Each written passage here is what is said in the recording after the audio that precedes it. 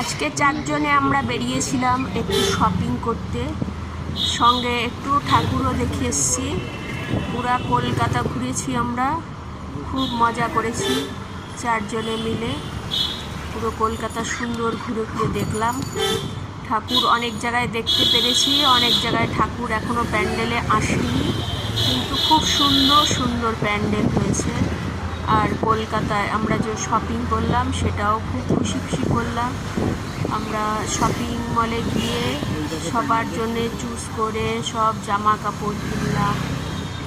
Shopping মলে গিয়ে তারপরে আমরা এমনি শপিং মলের নাম কি রাইট আর লেফট। আমরা এক্সিস শপিং মলে গেছি, এক্সিস মলে।